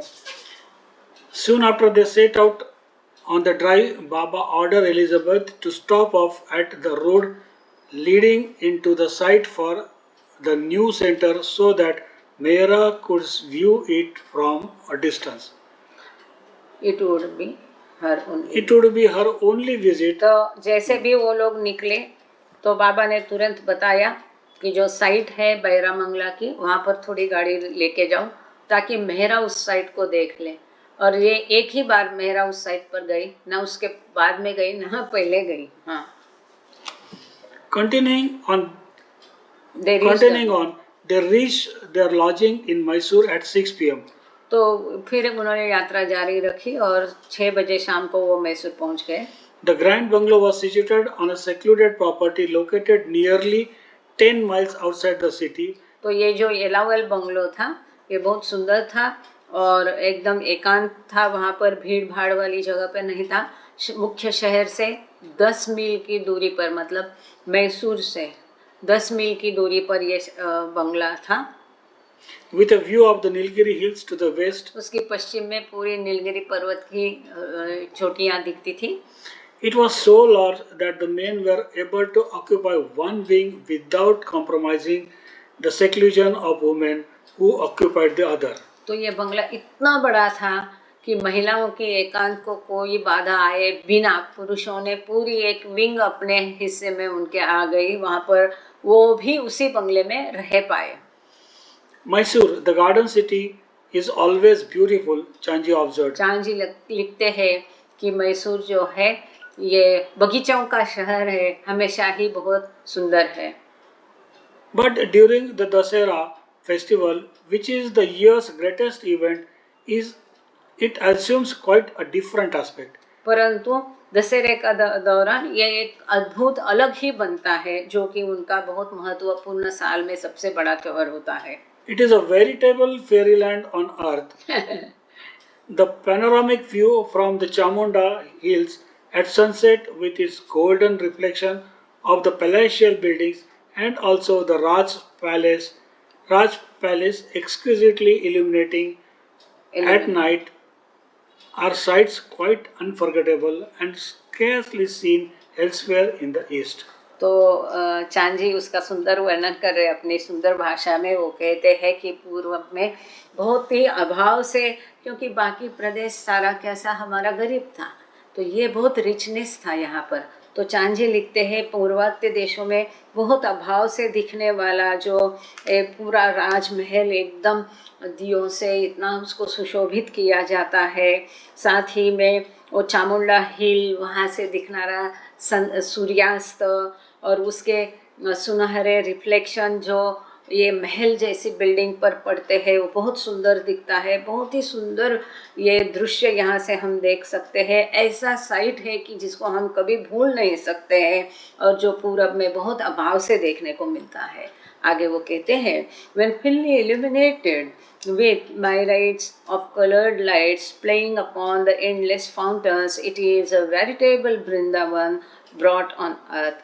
तो ये जब इतना सुंदर तरीके से काफ़ी सारे फव्वारे रहते हैं और विविध रंगों की उस पर रोशनी डाल करके उसको सुशोभित किया जाता है कि ऐसा लगता है धरती पर स्वर्ग आ गया है, वृंदावन आ गया है। Forest of tulsi plants in the Lord Krishna played this flute which. अच्छा, ये तो हम लोग वृंदावन सब जानते हैं, कृष्ण का वृंदावन जैसे वहाँ लगता है, ऐसा वो कहते हैं। Donkin called Mysore a fine city properly Indian, and Baba ensured the women enjoyed a proper visit, arranging through the divan to bring them to a number of sites when the fewest people would be present। तो डॉन्किन कहते हैं कि ये मैसूर शहर ये पूरा भारतीय है, बहुत सुंदर शहर है, और बाबा ने ये इंतज़ाम किया कि ये उनकी विज़िट बहुत प्रॉपर हो, और दीवान के द्वारा बाबा ने महिलाओं को काफ़ी सारी जगह दिखाने की सुविधा की। और as with many first visits to a city, their first outing was to the Mysore zoo. जैसा कि हमेशा रहता है कि पहली दिन ये शहर में पहले उन्होंने ज़ू को भेंट दी। जहाँ भी बाबा जाते तो ज़ू को ज़रूर भेंट देते थे। On the morning of the next day, अगली दिन सवेरे मतलब 20 तारीख को अक्टूबर के, it was one of the biggest, most modern and most beautiful zoos they had seen। तो वो कहते हैं इतने ज़ू उन्होंने देखे, लेकिन इसमें मैसूर का ये जो ज़ू था, प्राणी संग्रहालय था, ये सबसे बड़ा था और बहुत आधुनिक सुविधाएं उसमें थी और बहुत ही सुंदर था। As Mehwan recalled, all the animals, including the big cats, the lions and tigers, were kept free with a deep moat between them and the visitors। जैसे मेहरवान लिखते हैं कि भेंट देने वाला और प्राणियों के बीच में एक बहुत बड़ी खाई हुआ करती थी। तो यहाँ पर हम रुकते हैं। थैंक यू बाबा, अवतार मेहर बाबा की जय। Thank you all of you. प्रार्थना का समय हुआ है, इसलिए मैसूर की बाकी ट्रिप हम अगली बार करेंगे और कोई बेंगलोर वाले को भी साथ में जुड़ाएंगे ताकि कुछ जानकारी वो भी इसके बारे में दे पाएंगे। जया ताई है क्या? जया ताई, जय बाबा। जया ताई नहीं है, ज्वाइन हुए थे, छूट गए। ओके, इंदु दीदी आप प्रेयर बोलेंगे? इंद्रलता गुप्ता, इंदु दीदी आप प्रेयर बोलेंगे? हाँ, जय बाबा। अवतार मेहर बाबा की जय। बोलिए दीदी, जय बाबा। जय बाबा।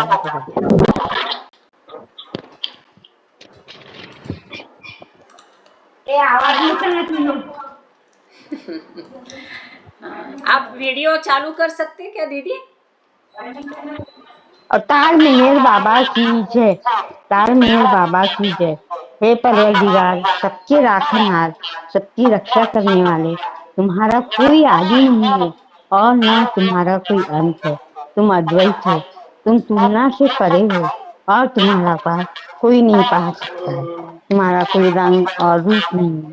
तुम अभिवाल से रहित हो और तुम गुणातीत हो। तुम अपार हो और अगाध हो, कल्पना और धारणा से परे हो, शाश्वत और अनश्वर हो। तुम अखंड हो और दिव्य नेत्रों के सिवा किसी भी प्रकार से तुम्हें कोई नहीं देख सकता है। तुम्हारा केशव सदैव था, तुम सदैव रहते हो और तुम सदैव रहोगे। तुम सर्वत्र हो, तुम हर वस्तु में हो, तुम हर जगह से परे तथा हर वस्तु से परे भी हो। तुम आकाश में हो और पाताल में हो, तुम व्यक्त हो और अव्यक्त हो, तुम सब लोकों पर हो और समस्त लोकों से परे भी हो। तुम तीनों भुवनों में हो और तीनों भुवनों से परे भी हो। तुम अगोचर हो और स्वतंत्र हो। तुम सृष्टि के रचने वाले हो, स्वामियों के स्वामी हो, समस्त मनों और हृदयों के ज्ञाता हो। तुम सर्वशक्तिमान हो और सर्वव्यापी हो। तुम अनंत ज्ञान हो, अनंत शक्ति हो और अनंत आनंद हो। तुम ज्ञान के महासागर हो, सर्वज्ञ हो, अनंत ज्ञान रखने वाले हो, भूत वर्तमान और भविष्य के ज्ञाता हो और तुम स्वयं ज्ञान हो। तुम पूर्ण दयामय हो और सदैव हितकारी हो। तुम आत्माओं की आत्मा हो और अनंत गुणों से संपन्न एक परमात्मा हो। तुम सत्य, ज्ञान और परमानंद की पूर्ण मूर्ति हो। तुम सत्य के मूल हो, प्रेम के महासागर हो। तुम सनातन सत्ता हो, विश्व में सबसे ऊंचे हो। तुम प्रभु और परमेश्वर हो। तुम परब्रह्म हो और परात्पर परब्रह्म भी हो। तुम परब्रह्म परमात्मा हो, अल्लाह हो, इलाही हो, यजदान हो और मर्द हो और प्रियतम ईश्वर हो। तुम्हारा नाम एहद अर्थात एक में पूजनीय है। हे असीम दया की निधि प्रभु राज, हम अपने सब पापों के लिए पश्चाताप करते हैं। हर एक विचार के लिए जो असत्य, अनुचित या गंदा था, हर एक बोले हुए शब्द के लिए उसे बोलना हमें सीखना था, और हर एक कर्म के लिए उसे करना हमें सीखना था।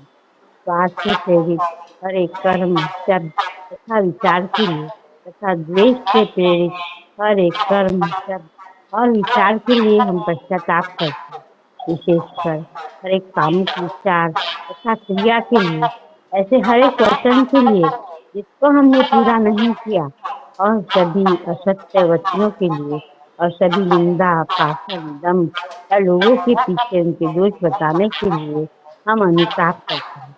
और खासकर दूसरों का नाश करने वाले हर एक कर्म के लिए, दूसरों को दुख देने वाले हर एक शब्द तथा कर्म के लिए तथा दूसरों पर दुख गिरने की इच्छा करने के लिए हम अनुताप करते हैं।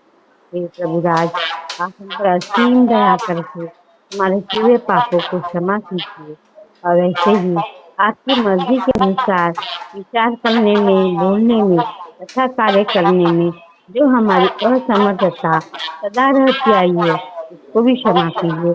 यही हमारी आपसे प्रार्थना है। प्रियतम परमात्मा, हमारी ऐसी सहायता कर कि हम तुझसे अधिक प्रेम करें, और अधिक और फिर उससे भी अधिक प्रेम करें, जब तक कि हम तुझसे मिलकर एक हो जाने की बात न बन जाए। और फिर हम सबकी ऐसी सहायता कर कि हम अंत तक प्रियतम बाबा का दामोदरता के साथ रहें। तार मेहर बाबा मेहर की बाबा जय। की जय। थैंक तार यू मेहर दीदी। बाबा की जय। जय बाबा, बढ़िया। Thank you. रेखा दीदी, आप आरती करेंगे? रेखा वैश्य, जय बाबा। अवतार मेहर बाबा की जय। अवतार मेहर बाबा की जय।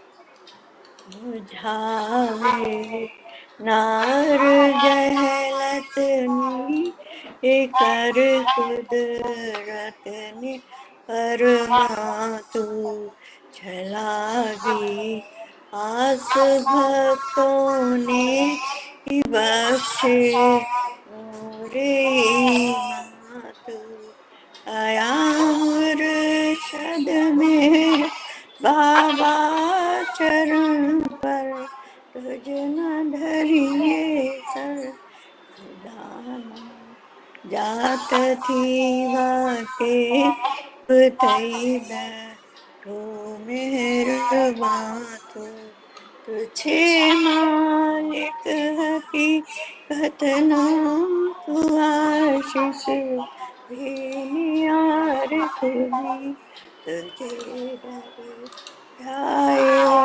रतना रतन कोई तूफान तू हम रहे रब ने साले बख्श दे ज्ञान रतन के तू पर महात्मा ज्ञानी छने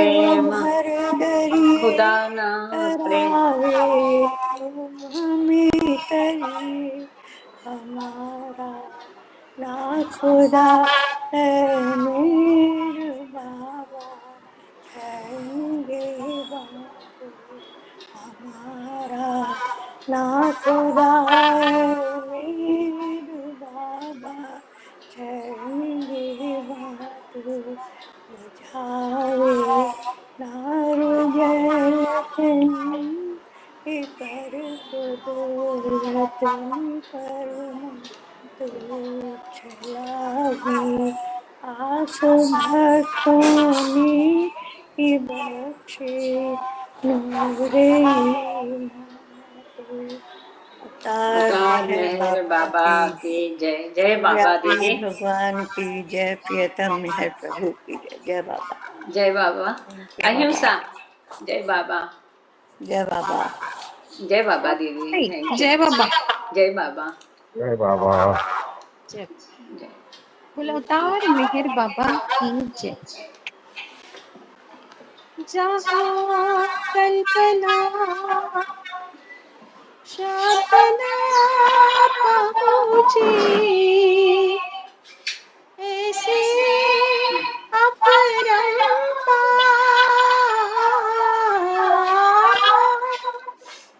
नीति नीति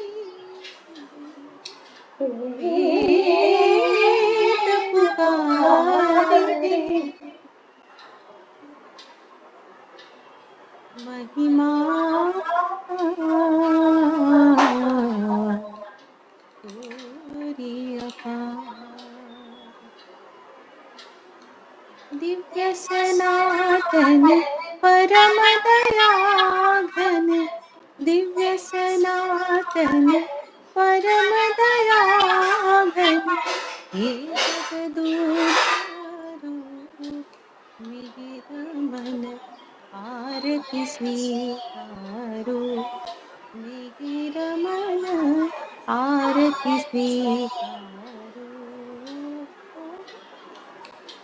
धूप दीप चंदन चरचाना भोग लगाना फूल चढ़ाना फूल चढ़ाना फूल चढ़ाना तुमराही तुमको लौटाना काहे बढ़ाई करूं मिहिर मन आरती स्वीकारो मिहिर मन आरती स्वीकारो सकल निधि के तुम कारण हो सकल विश्व तारण हारे तुम सम और नहीं तुम ही हो ये सत अवतारो मिहिर मन आरती स्वीकारो मिहिर मन आरती स्वीकारो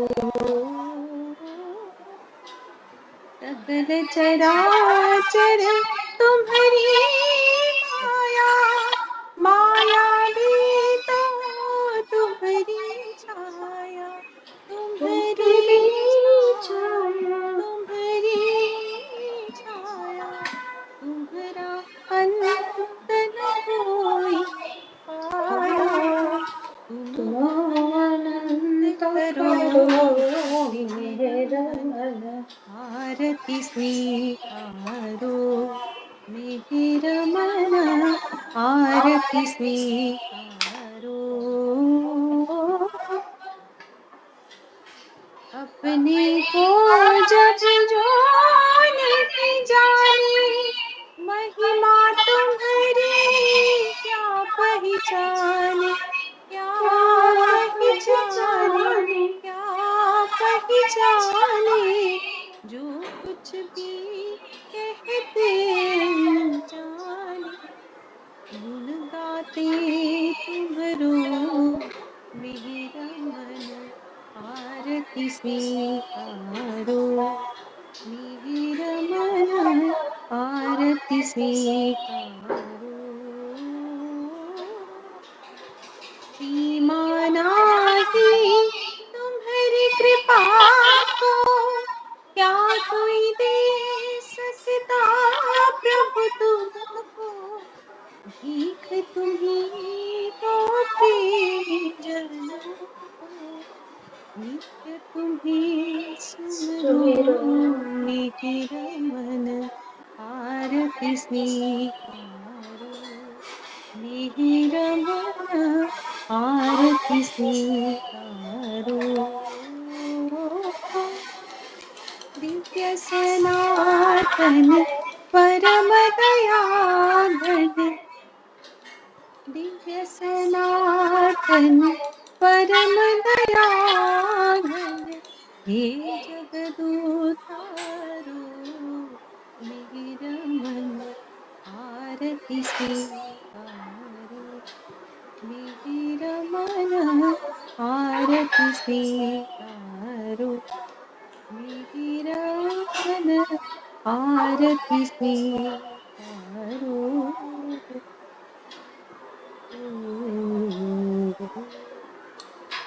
बोलो अवतार मेहर बाबा की की जय। जय। अवतार मेहर बाबा की जय। अवतार मेहर बाबा की जय। जय। थैंक यू बेटा, बहुत बढ़िया, thank you so thank much. You जय ताई, जय बाबा। बाबा। जय बाबा। दिलू, जय बाबा। जय बाबा। जय बाबा। जय बाबा। अभी हाँ जी। गुजराती हो गई और ये हो गई तो आंटी मेहर राज बोलूं क्या? हाँ, ऑस्ट्रेलियन भी कर सकते हैं या मेहर को बोल सकते हैं, मिलके बोल सकते हैं। बिल्कुल बिल्कुल। जय बाबा। हाँ जी, जय बाबा। एक मिनट हाँ। हाँ।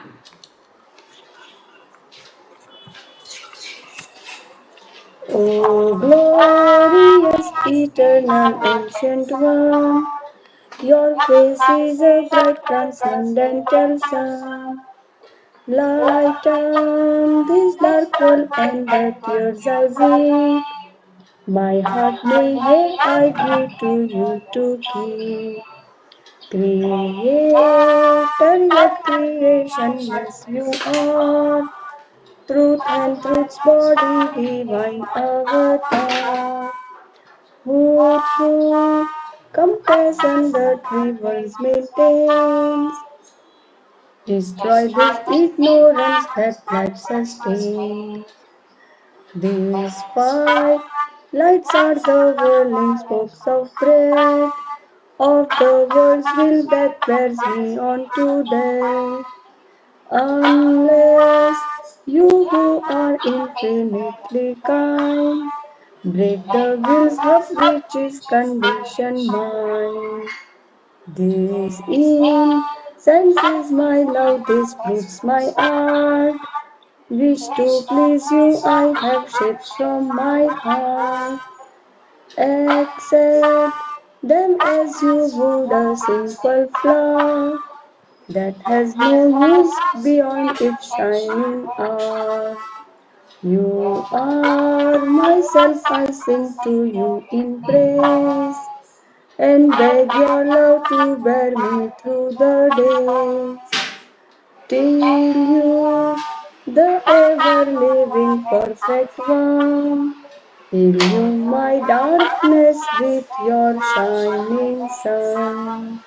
अवतार मेहर बाबा की जय। जय बाबा। जय बाबा। जय बाबा। जय बाबा। अवतार मेहर बाबा की जय। बहुत बढ़िया, थैंक यू बेटा। क्यों मेहर ने नहीं बोला? आंटी मेहर इधर हॉल में नहीं है, मैं हॉल में हूँ। अच्छा अच्छा, हाँ हाँ ठीक है, कोई बात नहीं। अभी सब लोग ये क्या हो गया मालूम नहीं। अच्छा, सब लोग अपना ऑडियो वीडियो खोल सकते हैं, बाबा की जयकार करते हैं एक साथ में। थैंक यू दिलू। जय बाबा। अवतार मेहर बाबा की जय। जय अवतार जय अवतार मेहर बाबा की जय अवतार मेहर बाबा की जय अवतार मेहर बाबा की जय। सबको जय बाबा। बहुत बढ़िया जय अपने माँ प्रोग्राम रन हो रहा है। जय सबको बाबा जय बाबा। जय ऐसे हम बाबा इंतजार करते रह गए कि हमें भी मौका मिलेगा। जय बाबा की जय बाबा जय की। बाबा जय बाबा जय जय बाबा बाबा अभी जय तो बाबा होगा ना जय बाबा सभी बाकी के बचे साथ जय बाबा। बाकी बचे सभी को प्रेम पूर्वक जय बाबा। आज का थैंक यू सेशन जय बहुत बाबा सुंदर चला। थैंक यू बाबा को, थैंक यू ताई। आज थैंक का यू बेटा सेशन दीदी जय बहुत बाबा। बढ़िया सबको चला, जय बहुत बाबा। सुंदर। सबको जय बाबा। बहुत जय